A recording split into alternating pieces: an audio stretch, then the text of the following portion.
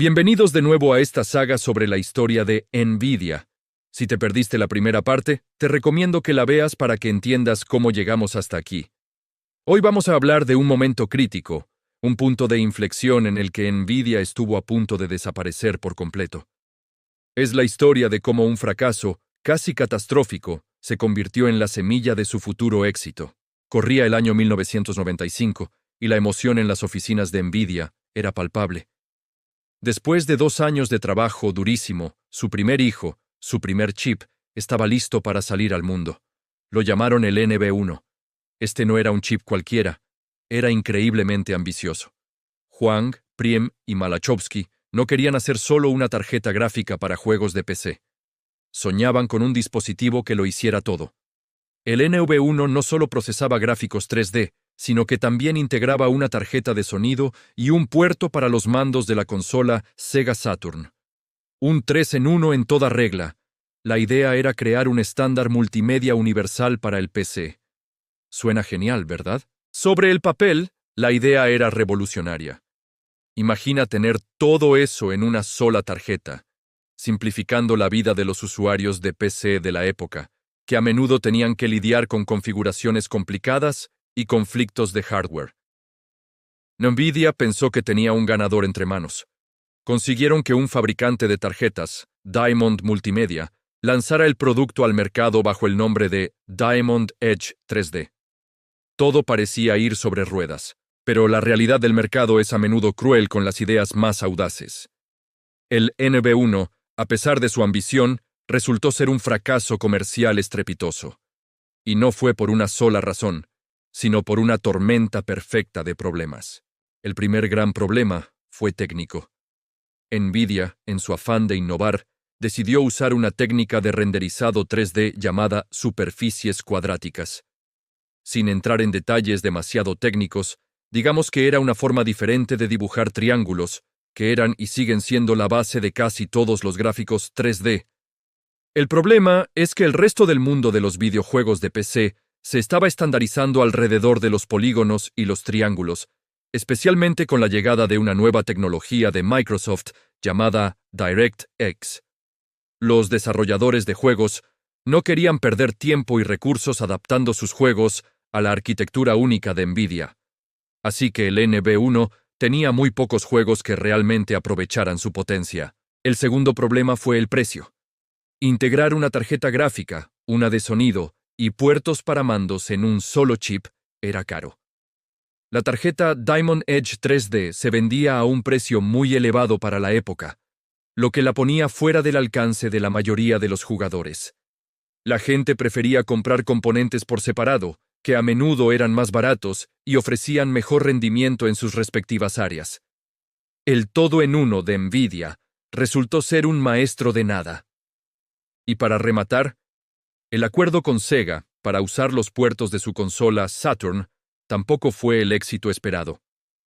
La Sega Saturn estaba perdiendo la guerra de las consolas contra la primera PlayStation de Sony, por lo que el atractivo de poder usar sus mandos en el PC era bastante limitado.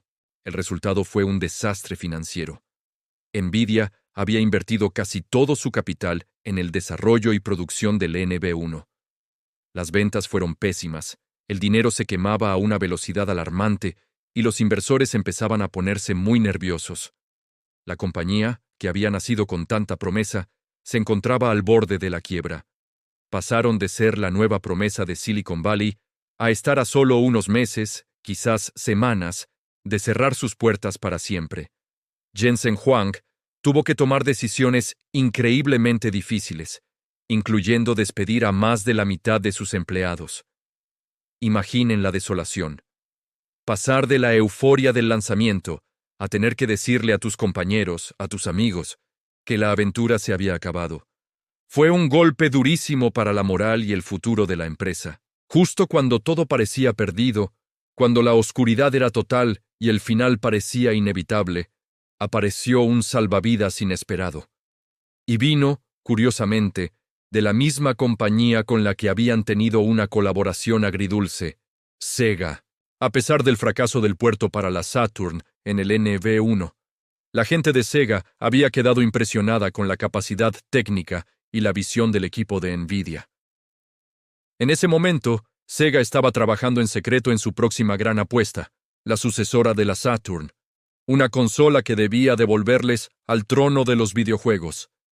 Esa consola sería la legendaria Dreamcast. Sega necesitaba un chip gráfico extremadamente potente para su nueva máquina, y abrieron un concurso entre varias de las compañías tecnológicas más importantes del momento. A pesar de su precaria situación financiera, Nvidia decidió apostarlo todo a una última carta. Se presentaron al concurso para diseñar el corazón gráfico de la Dreamcast.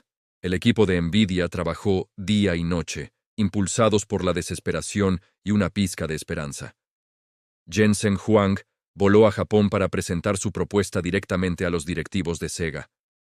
Les prometió un chip que superaría a todo lo visto hasta entonces, una auténtica bestia tecnológica que permitiría a la Dreamcast mostrar gráficos que dejarían al mundo boquiabierto. Y lo consiguieron. Sega quedó tan impresionada con la propuesta de Nvidia que les otorgaron el contrato. Pero aquí viene lo más importante.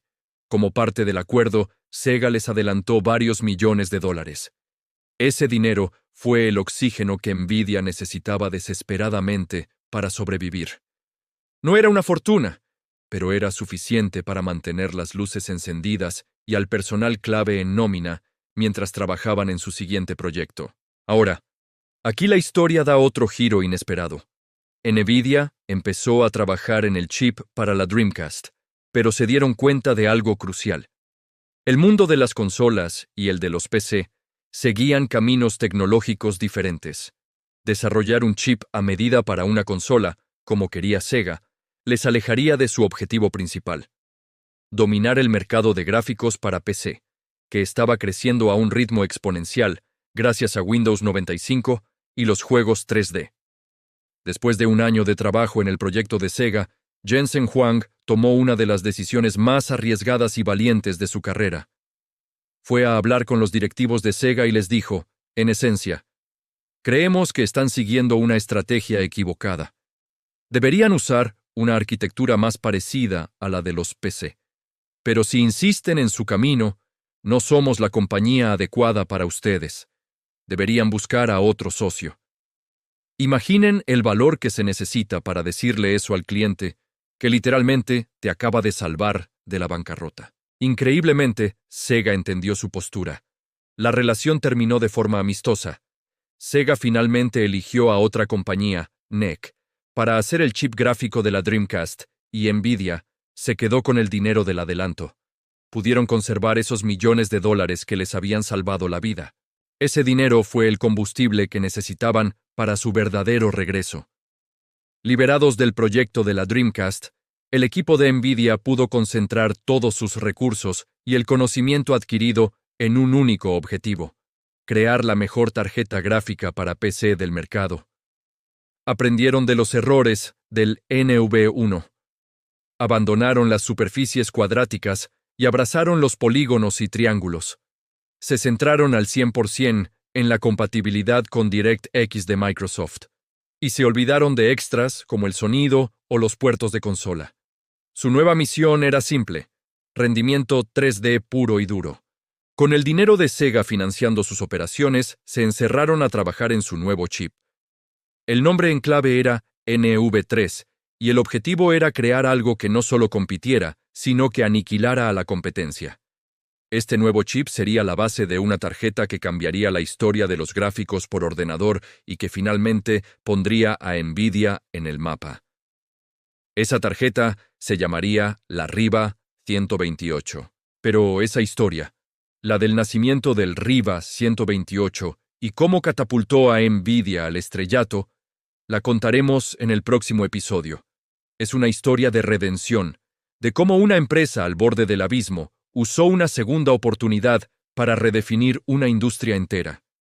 Gracias por acompañarme en este viaje. Si te está gustando esta serie, no olvides darle a like, suscribirte y activar la campanita para no perderte la continuación.